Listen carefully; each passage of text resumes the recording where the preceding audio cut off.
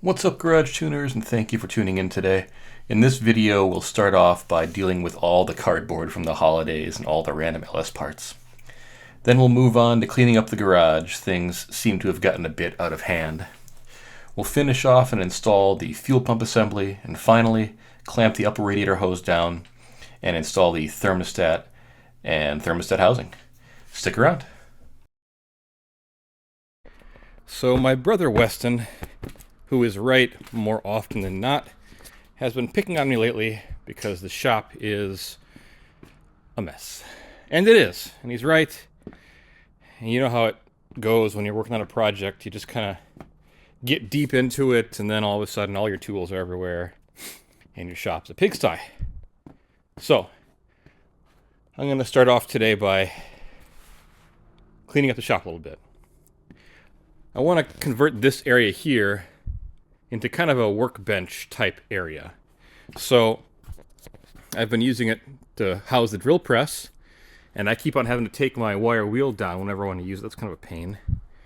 So what I want to do is I'm going to take all the stuff off this shelf here. I'm going to put a couple pieces of plywood here, and then put tools on it, like the drill press, I don't know, that crap. I've got a belt sander I'm going to put there.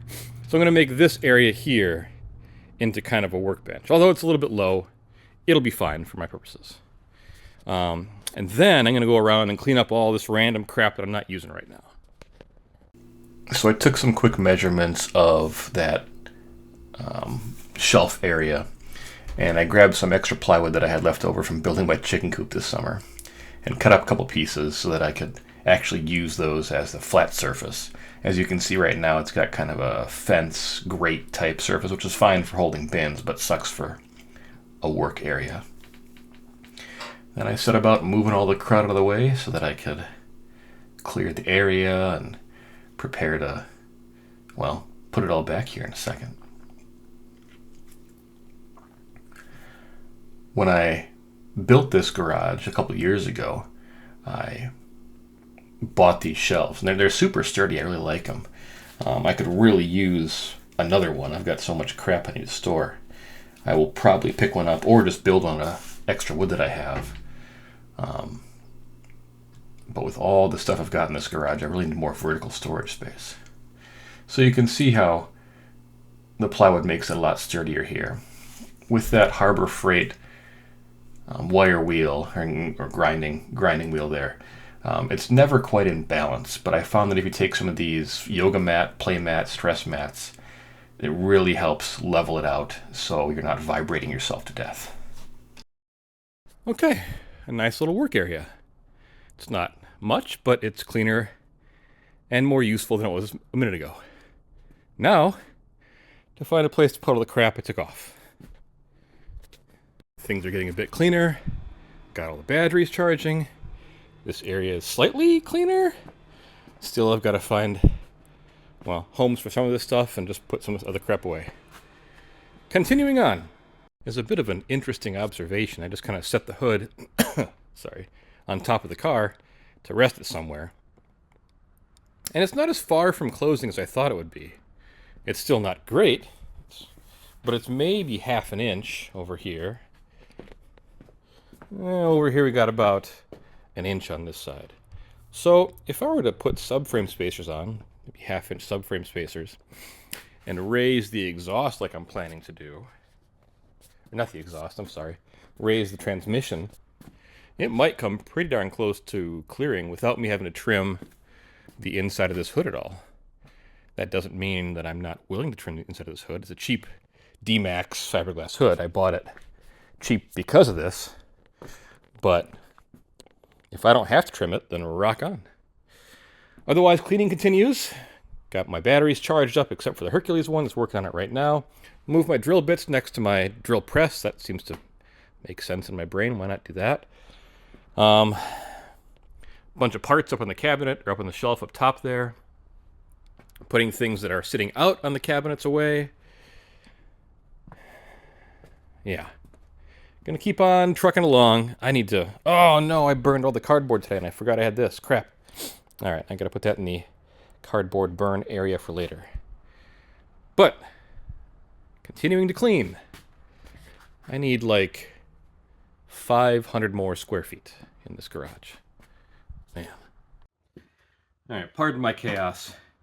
So, one of the issues that I had with the old fuel pump assembly, is that this little guy broke.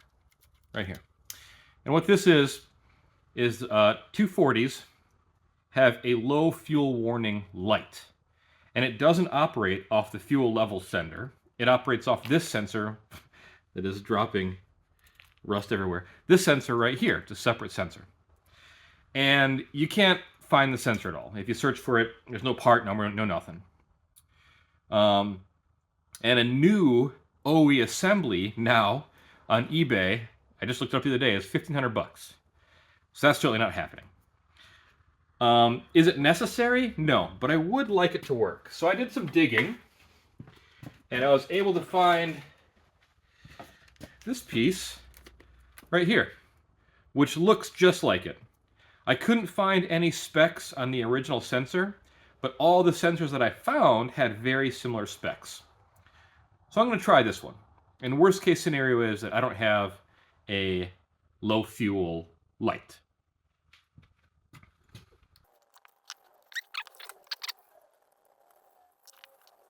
That's not quite a perfect fit, but it will fit.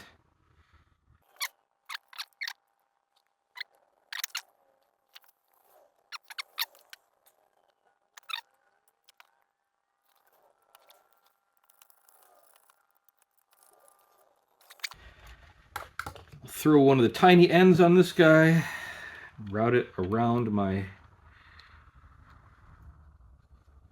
fuel level sender there. I don't want to give it too much room. Give it too much room and then things can get in the way. So we'll cut it here and we'll kind of risk it for the biscuit.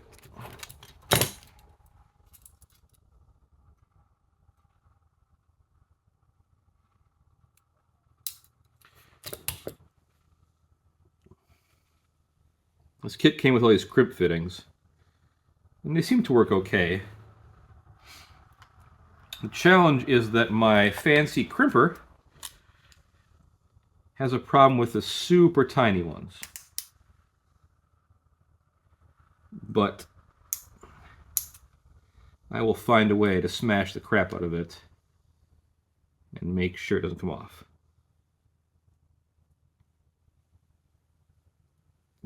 Yeah, that's way to the pull test.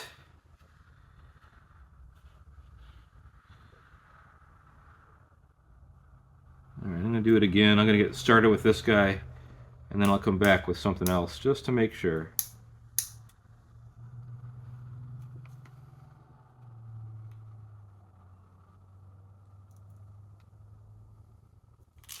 All right, let me smash the absolute crap out of this thing.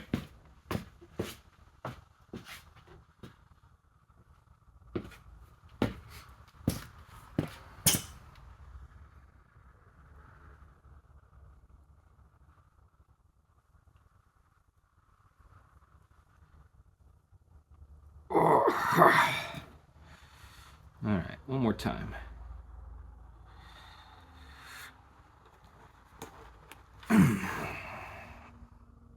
Okay. Now it passes the pull test.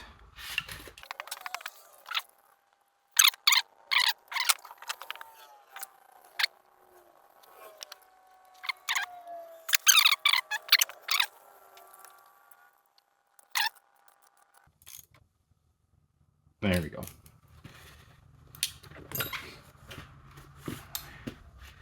Now that should do it for everything within the pump, which is awesome. Now I'm going to cut the connector off the old one. Right here. And then I'll wire all this stuff up to the factory connector. I just want to label things. Oh, just getting rust everywhere.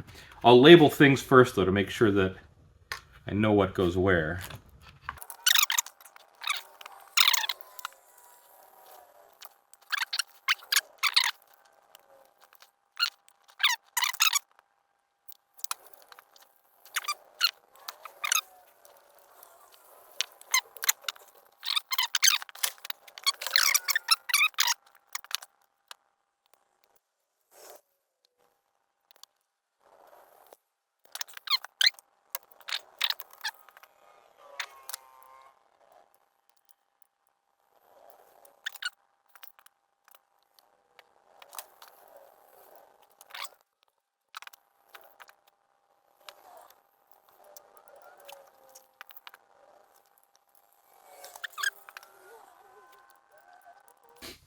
Okay, got them all crimped on. And whenever you're using crimp connectors, I would avoid buying the super cheap, I don't know, just the super cheap ones. You can get some really nice shrink crimp connectors that are the actual size they're supposed to be, and that the body here shrinks down and seals. They're worth their money, and they're not that much more expensive. Let's see if I can find my heat gun.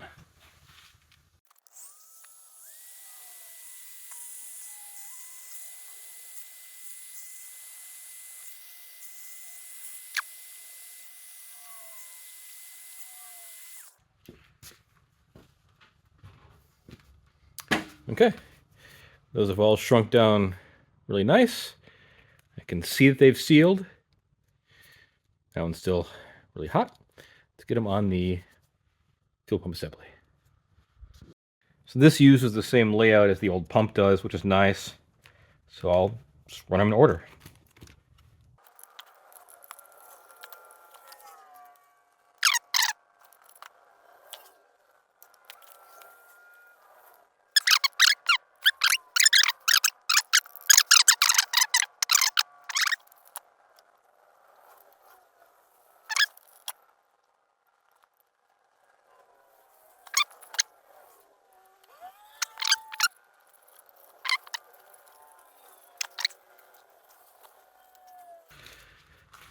And there we go.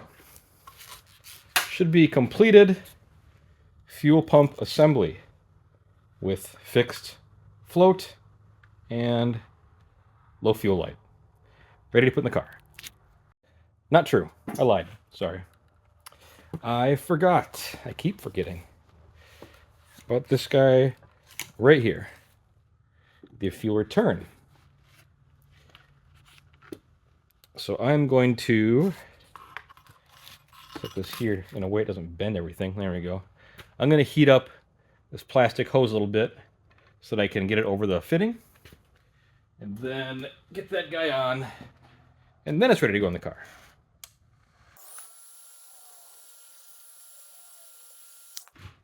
Okay. There we go. A little bit of heat goes a long way. Now, the actual thing to secure it here looks just like a PEX fitting. And I do have a PEX tool somewhere in this garage. So I'm going to find that. The PEX crimper seemed to do the job just fine. And there we go. I'd like to secure this guy somehow so it's not flopping all over. But looking at the kit, they didn't really send anything to do so. So I guess it's fine? Whatever. It is a bit thicker of a tube. I don't think it's going to fly all over the place, so let's just send it. Okay, back here in the trunk. See, the fuel tank looks really nice and clean inside, which is great. I got a brand new seal and bolt for this guy. The old one was looking pretty crusty. So place the new seal here in place. That looks great. Okay. I will carefully feed this guy down just to not beat it up too much.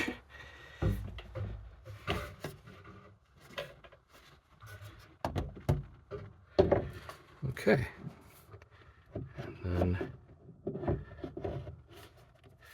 figure out how to align it properly. Right about there. Okay. And I think my seal is still good. Yep, seal's still good. All right. I mean, I guess we'll know if everything's working if the fuel level sender isn't able to rise and fall because it's catching on something. These might be a little short. Some came with the assembly. Okay, so the assembly came with these hex head. They're a little bit longer.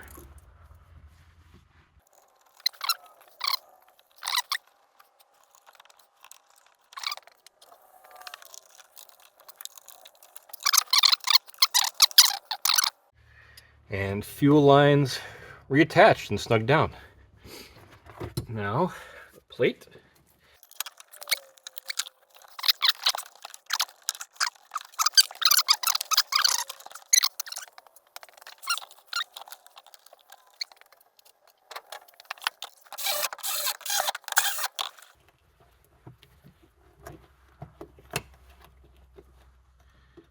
And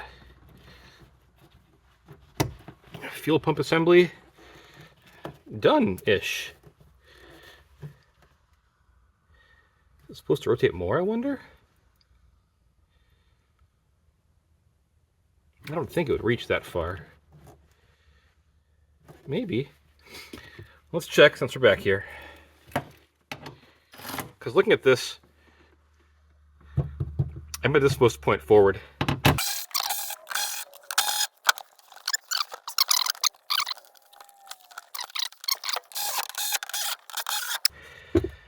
That is exciting. Fuel pump assembly assembled. Now to under the hood. The last thing on the agenda for tonight, I think, is the hose clamps, the upper radiator hose. I got a box of 2-inch clamps. Let's get these guys on here. What do you suppose that is? 10? No, not a 10. Probably an 8. Let's see.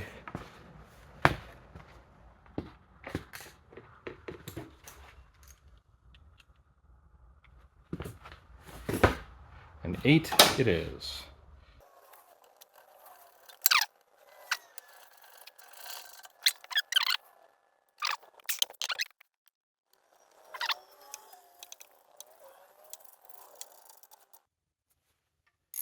Alright, that is pretty darn tight.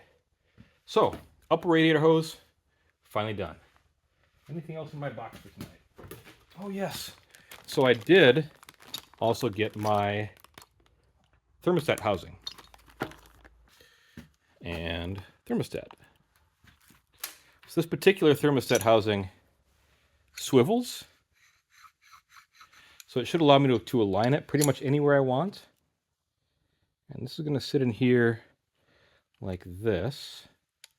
There's an O-ring on the top of it. And then it goes into the actual... Let me see if I can find a better place to put you guys so you can see what's happening here.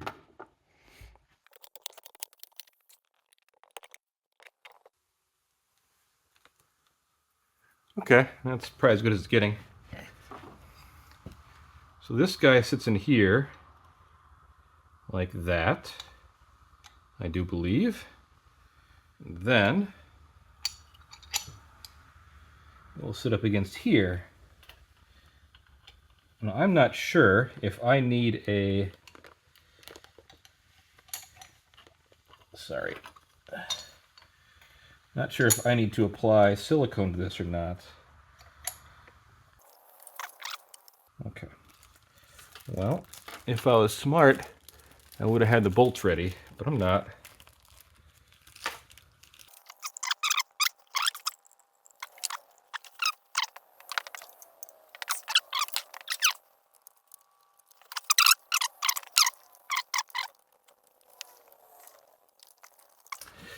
Okay.